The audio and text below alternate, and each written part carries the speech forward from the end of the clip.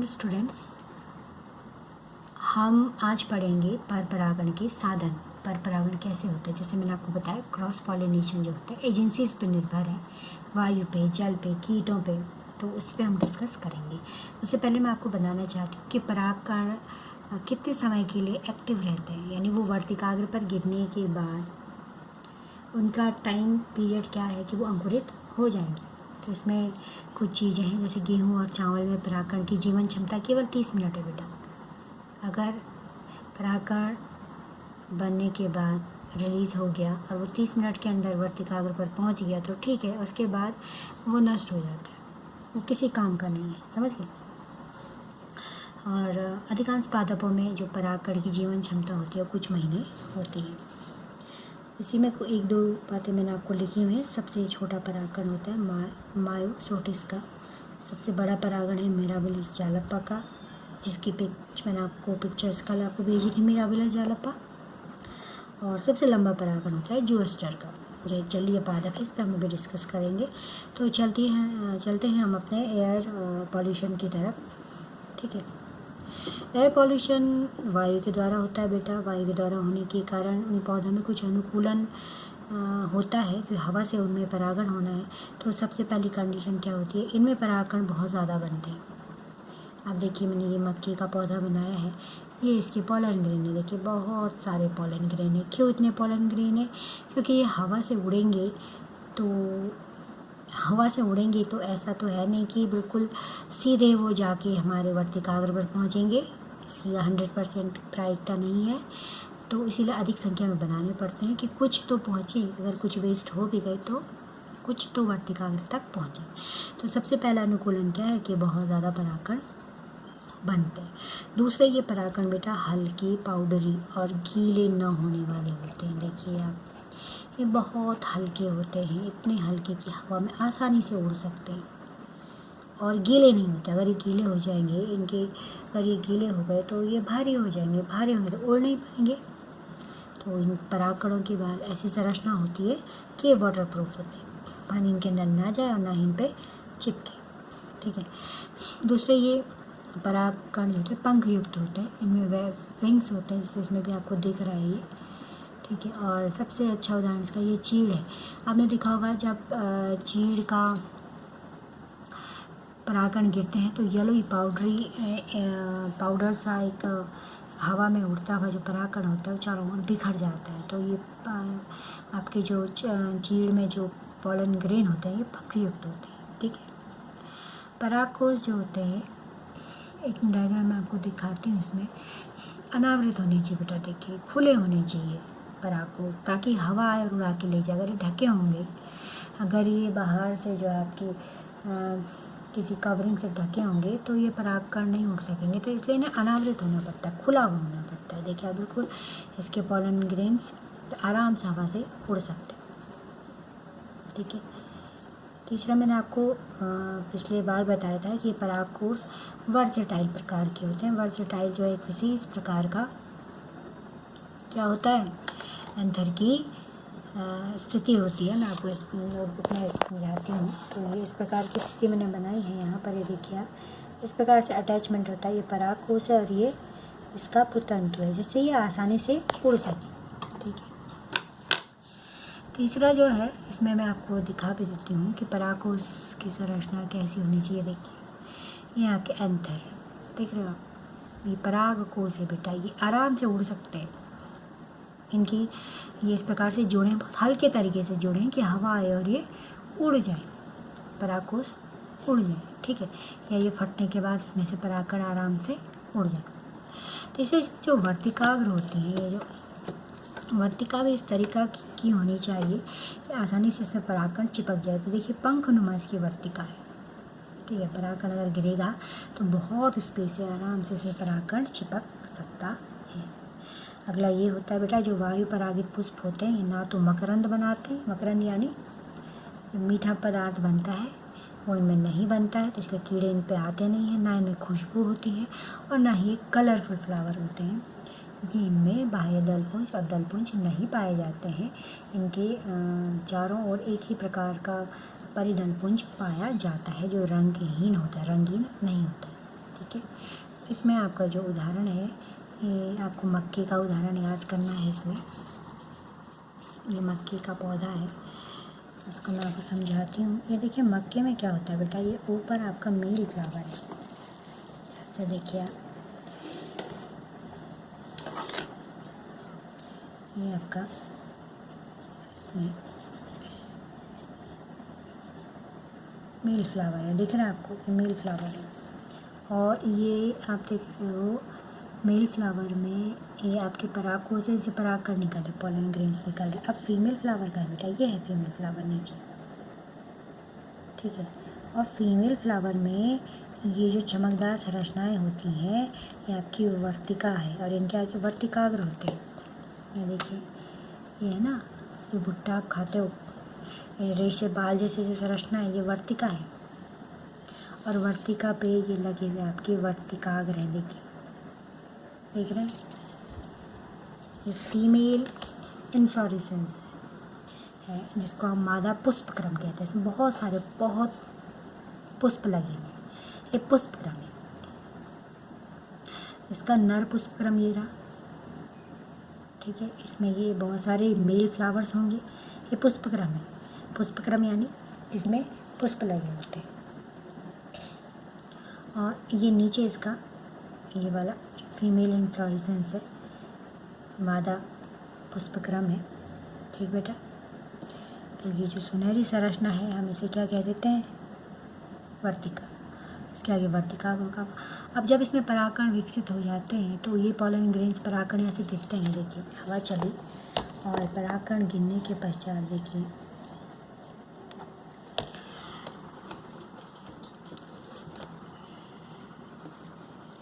यहाँ से आपका ये परागकण गिर के इस वर्तिका पर गिरे, उसके परागकण गिर करके इस वर्तिका पे गिरे और तब निषेचन हो जाता है। तो ये मक्के के पौधे का आपको डायग्राम बनाना है।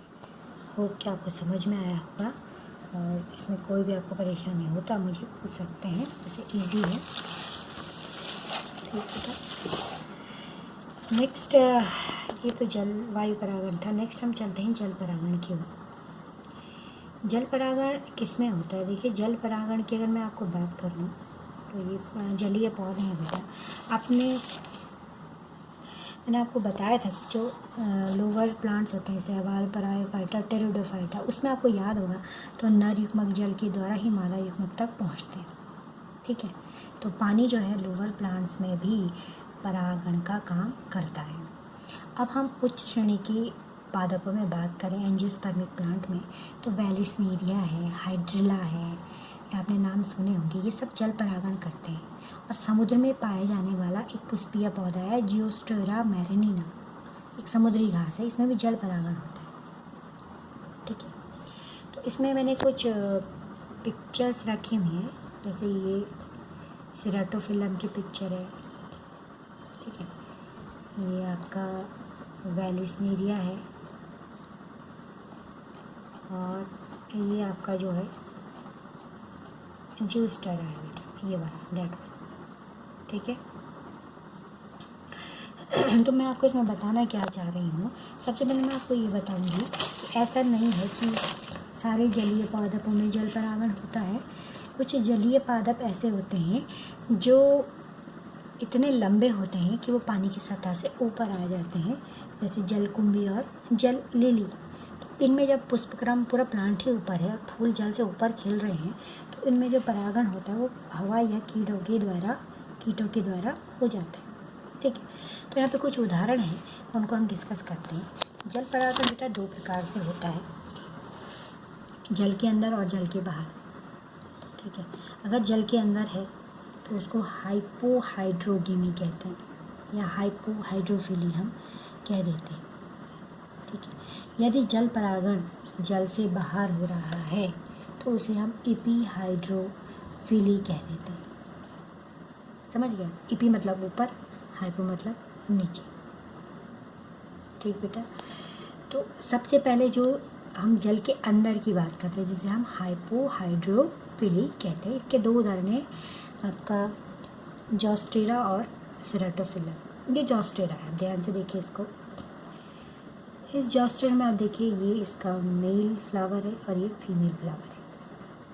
ठीक, ये वाटर की सतह है, देखिए ये वाटर की सतह, ये मेल फ्लावर है, इसकी लीफ है, ये मेल फ्लावर है और ये फीमेल फ्लावर है। अब इसमें जब इसके परागकोश मैच्योर हो जाते हैं तो आप देखिए कि परागकोश अगर हल्के होते तो ये ऊपर आ जाते पानी के ऊपर, और भारी होते तो नीचे डूब जाते।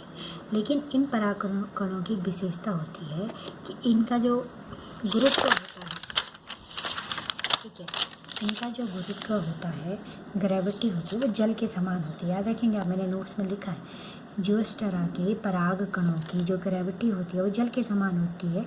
तो ये जल की धारा के साथ बह रहे हैं, देखिए, और बहने के बाद ये फीमेल फ्लावर के वर्तिकाग्र से चिपक गए, तो जल ही माध्यम बना इनको यहाँ से यहाँ ले जाने का। मैंने आपको पीछे बताया था जो स्टेरा का परागकण सबसे लंबा होता है, तो ये रहा बेटा इसका पॉलन ग्रेन, देखिए, ठीक है। तो इसमें कौन सा जल परागण होता है? जल के अंदर, जैसे हम क्या कहते हैं, हाइपोहाइड्रोगेमी या हाइपोहाइड्रोफिली। नेक्स्ट है सिरेटोफिलम। सिरेटोफिलम भी एक जलीय डूबा हुआ प्लांट है बेटा, पानी में डूबा होता है। और इसमें मैं आपको क्या दिखाने का प्रयास करूँगी, देखिए आपको ये जो बंच टाइप दिख रहा है ऊपर, ये इसका मेल फ्लावर है, इसमें देखिए, ठीक है, और ये फीमेल फ्लावर है। ये मेल फ्लावर है, ये मेल फ्लावर है, और ये नीचे फीमेल फ्लावर है। ठीक, इसके फीमेल फ्लावर को मैं आपको इंडिविजुअल दिखाती हूँ। ये रहा इसका फीमेल फ्लावर, देखिए, बिल्कुल फैदरी फैला हुआ, जिसमें कि पोलन ग्रेन आसानी से चिपक जाए। ठीक, अब इसमें होता क्या है बेटा, सिरेटोफिलम में, ये एक सबमर्ज प्लांट, डूबा हुआ प्लांट है, ठीक है। इसमें ये जो मेल पार्ट है इसका, ठीक है, ये थोड़ा अलग होता है, अलग इन द सेंस की, इसमें मैं आपको समझाती हूँ। मैंने डायग्राम बनाया है बेटा, ठीक है, ये आप देखिए, ये मेल फ्लावर से परागकोश निकले, परागकण नहीं, ध्यान रखिएगा, क्या निकले, परागकोश अलग हुए यहाँ से। यहाँ तो सीधे परागकण निकले थे ना जो स्टेरा में, यहाँ परागकोश अलग हुए। ये परागकोश तैर के ऊपर आ जाते हैं, देखो मैं लिखा परागकोश से परागकण मुक्त होते हैं, सॉरी, परागकोश ऊपर आया, फिर ये फटे और इससे परागकण मुक्त हुए। ये परागकण मैंने बनाए हैं यहाँ पे। तो परागकोश के अंदर क्या होते हैं, परागकण। ये परागकण मुक्त हुए और तब परागकण क्या होते हैं, अंकुरित होने लगते हैं। अब जब ये अंकुरित होते हैं, जल में डूबने लगते हैं, और डूबने के बाद तब ये फीमेल फ्लावर तक पहुँचते हैं। ये थोड़ा सा अंतर है इसमें सिरेटोफिलम में। जियोस्टर में क्या था, परागकण के रिलीज़ हुए और जल की धारा के साथ फीमेल फ्लावर तक पहुँचे। यहाँ क्या हुआ, यहाँ परागकोश निकला, परागकोश ऊपर पहुँचा, फिर ये फटा और इससे परागकण अलग हुए, अंकुरित हुए और फिर वर्तिकाग्र तक पहुँचे। ठीक है,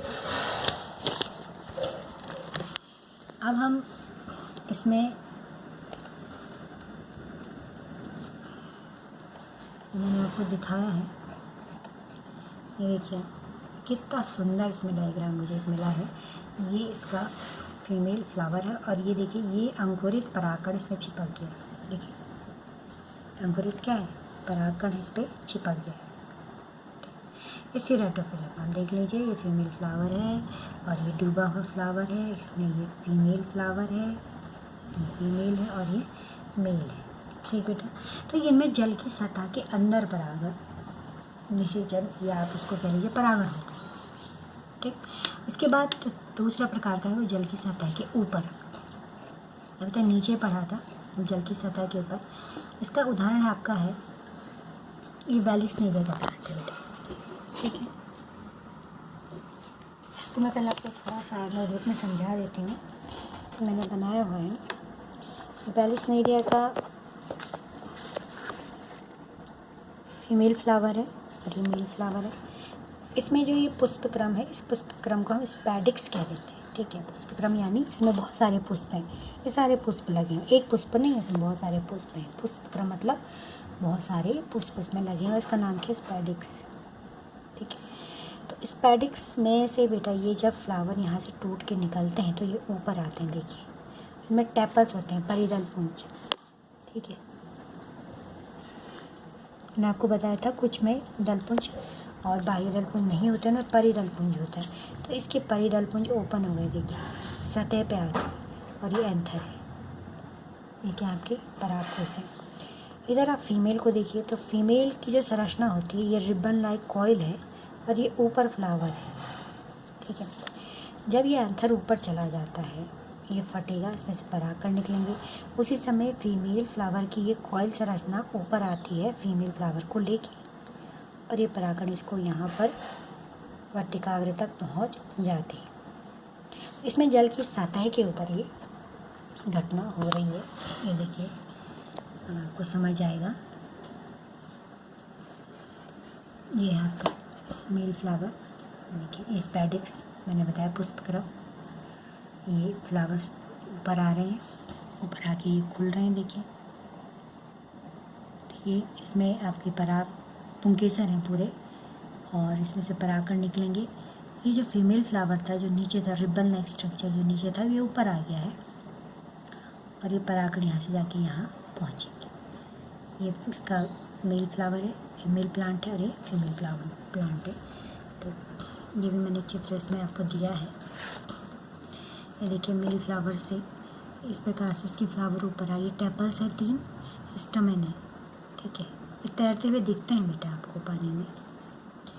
और ये स्टमेन में से परागकण अलग हुए और फीमेल फ्लावर देखिए पहले नीचे था और ये रिबन लाइक्स में ये स्ट्रक्चर ये ऊपर आ गई सतह पे और ये परागकण यहाँ से आके इसको डिसेचिट कर देगा। तो इसे आप कहते हैं एपीहाइड्रोगेमी या एपीहाइड्रोफिली।